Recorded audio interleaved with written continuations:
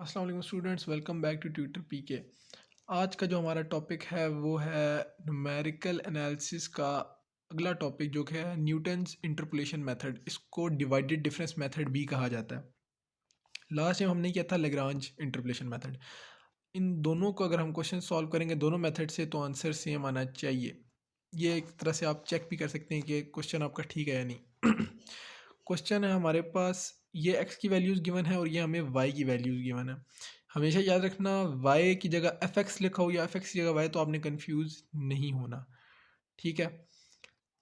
अच्छा, उसके अलावा नीचे आ जाते हैं। ये जो हमारा है ये है Newton divide difference formula. F X is equal to F x naught plus, इसको हम delta F x naught multiply by X minus X naught plus delta square F x naught into X minus X naught into X minus x one plus delta cube into F x naught into X minus X naught into X minus x one into X minus x two, और इस तरह चलता जाएगा जितनी हमारे पास values होंगी उस लिहाज से। देखें, अब जिस तरह हमारे पास यहाँ पे चार वैल्यूज़ हैं, एक दो तीन चार, तो ये जो हमारी बनेंगी ये टोटल हमारी चार टर्म्स बनेंगी, लेकिन F x, delta F x, delta square और डेल्टा क्यूब तक बनेगा। अगर ये पाँच होंगे तो ये डेल्टा की पावर फोर आ जाएगा और इस तरह ये आगे चलता जाएगा। ठीक है। यहाँ पर आप एफ एक्स नॉट की जगह बी नॉट भी लिख सकते हैं, ये मैं आपको आगे जाके बताता हूँ। ठीक है। अब सबसे पहले तो हमने इस तरह का एक टेबल बना देना। ठीक है, ज़रा गौर से साथ साथ चलें, साथ साथ समझें। इसमें सबसे पहले हमने लिख देनी है एक्स की वैल्यूज़ 0 1 2 4। यहाँ पे एफ एक्स की वैल्यूज लिख देनी है 1 1 2 और 5। अगला कॉलम होगा हमारे पास जो कि एम्प्टी होगा, जो कि होगा डेल्टा एफ एक्स, फिर होगा डेल्टा स्क्वायर एफ एक्स और डेल्टा क्यूब एफ एक्स। जैसे कि मैंने आपको पहले बताया था, चार लीजन टू डेल्टा क्यूब तक हमें चाहिए होगा। अब ये देखें, जब हम इनको सामने सामने रख देंगे, ये जो मैंने लाइंस लगाई ये आपने नहीं लगानी, ये मैंने आपको समझाने के लिए लगाई हैं। अब इसका जो फार्मूला है, जो हमने ये आगे टेबल फिल करना है, वो फार्मूला ये है, delta F X is equal to F X I minus F X I minus one over X minus one into X I minus one. Basically अगर आई हम टू लेंगे तो यहाँ पे वन आ जाएगा, यानी f x two minus F x one, यानी x two minus x one यहाँ नीचे पे। ठीक है, ये लेकिन जहन में रखना है कि यहाँ पे I can never be one. Okay, हमेशा टू या टू से ऊपर ही होगा। अच्छा, अब वापस यहाँ आ जाते हैं। अब यहाँ पे आपने देखना है किस तरीके से है। ये है वन माइनस वन और वन माइनस ज़ीरो, ये वाला फार्मूला लगाया है। किस तरह लगाया है? ये एफ एक्स माइनस टू यानी one minus F x one, F x two minus F x one divided by X two minus x one, तो हमारा ज़ीरो आंसर आ जाएगा। ठीक है, इसी तरह हम आगे चलेंगे। ये एफ एक्स थ्री है, ये एफ एक्स टू है। ठीक है, इसको अब हम इस तरह लेके चलेंगे। अगर आप इसको एफ एक्स नॉट कर देंगे तो वही वैल्यूज आगे आती हैं, उससे फ़र्क नहीं पड़ता। अगर इसको एफ एक्स नॉट करेंगे तो इसको भी एक्स नॉट कर दीजिएगा, वरना इसको एक्स वन कंसिडर कर रहे हैं तो आपने इसको एफ एक्स वन कंसिडर करना है। इन चीज़ों से फ़र्क नहीं पड़ता, ये आपको खुद पता होनी चाहिए। अब ये देखिए, two minus one over two minus one. ठीक है, तो अब ये F x three minus F x two, x three minus x two, answer one आ गया। इसी तरह ये करके आंसर थ्री बाई टू आ गया।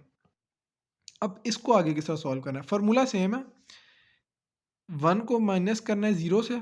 ठीक है, लेकिन पीछे वाला हमने कौन सा करना है? अब आपने ये देखना है, ज़ीरो चल रहा है पीछे। ये जो मैंने लाइन इसलिए बनाई थी समझाने के लिए, ज़ीरो का जो आप कह लें जिस तरह शजरा चल रहा है या हायरार्की चल रही है, वो पीछे जाके इसको टच करती है।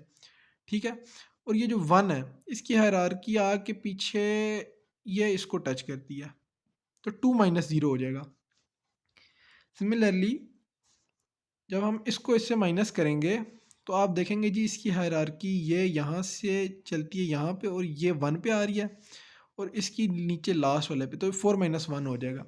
आंसर इसका वन बाई टू आ जाएगा और उसको वन बाई सिक्स आ जाएगा। ठीक है, ऊपर वाला three minus two divide by one करेंगे तो वन बाई टू आ जाएगा, और फोर माइनस वन थ्री, यानी 0.5 डिवाइड बाई थ्री, तो आंसर वन बाई सिक्स आ जाता है। Similarly one by six divided by one by two, ठीक है, डिवाइडेड बाय अब फिर से इसकी हायरार्की चलाएंगे तो ये जी नीचे से नीचे वाली पे होता हुआ 4 और इसका ऊपर से ऊपर वाले पे होता हुआ 0 को चला जाएगा, तो 4 माइनस 0 आ जाएगा, जिसका आंसर -1/12 आ जाता है। ठीक हो गया। अब आपने इसमें जो मेन देखना है वो ये फार्मूला है, ये वैल्यूज़ पुट करनी है हमने इस फार्मूले में। जैसे कि मैंने आपको बताया था कि अगर आप इसको एक्स नॉट लेंगे तो इसको एफ एक्स नॉट लेंगे, इसको एक्स वन लेंगे तो इसको एफ एक्स वन लेंगे। ठीक हो गया। हमने यहाँ पे एक्स नॉट से फार्मूला किया हुआ है, आप ये आई भी आ सकता है, कुछ भी आ सकता है, वो आपने जैसा एज्यूम किया होता है। अब लेट्स सपोज कि ये हमारा एक्स नॉट है तो ये एफ एक्स नॉट है, तो ये हमारा डेल्टा एफ एक्स नॉट हो जाएगा और ये हमारा डेल्टा स्क्वायर जो है एफ एक्स नॉट हो जाएगा और ये हमारा delta cube F x not हो जाएगा। इनको हमने इनकी वैल्यूज उठा के पुट करनी है, आगे देखते हैं, आपको इस साथ समझ आ जाएगा। अब ये हमने फार्मूला आगे किया, ठीक है। फार्मूला मैंने अब एफ सिर्फ डेल्टा 3 तक लिख दिया क्योंकि जितनी हमें चाहिए थी, आगे एन टर्म्स तक हम मैंने हटा दिया। अब ये देखें F X is equal to 1, अब मैंने 1 क्यों लिखा है, एफ एक्स नॉट की वैल्यू पुट किया। एफ एक्स नॉट की वैल्यू किधर थी जी, ये देखें ये 1 हमारे पास गिवन थी।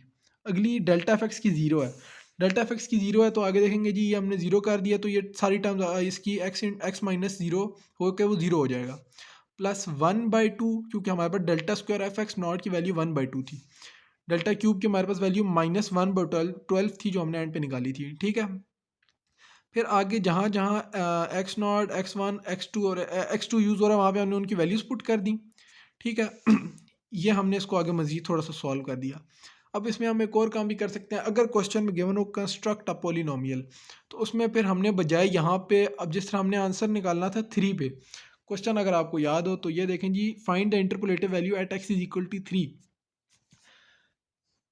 हमने x is equal to 3 put कर दिया हर जगह और ये हमारा बआसानी आंसर निकल आएगा। लेकिन अगर आंसर अगर वो हो जनाब क्वेश्चन में कि पॉलिनोमियल भी कंस्ट्रक्ट करना है, तो एक्स की वैल्यू हम तब तक 3 पुट नहीं करेंगे जब तक ये सारी टर्म्स एक टर्म नहीं बन जाती, मतलब कि एक्स सारा जो है वो सोल्यूशन बन ही जाता है एक्स का, यानी कि एक्स अलग-अलग ना पड़ा हो यहाँ पे। जिस तरह ये पहले हमने देखा जनाब कि x -0 into X minus one था तो हमने उसको सिंप्लीफाई कर दिया। सिमिलरली इसको सिंप्लीफाई करके आपस में प्लस माइनस करके एक पॉलिनोमियल बन जाएगा, फिर उसमें हम 3 की वैल्यू पुट करेंगे तो आंसर तब भी हमारा यही निकलेगा। ठीक है, आंसर 3.5। अगर इसको हम लैग्रांज से करेंगे तो भी 3.5 आंसर आना चाहिए। ठीक हो गया। तो आज का हमारे लिए यही था, और अगर वीडियो अच्छी लगी हो, समझ आई हो, तो लाइक और सब्सक्राइब कर दें, और कोई सवाल वगैरह हो तो कमेंट्स में पूछ सकते हैं। Thank you so much.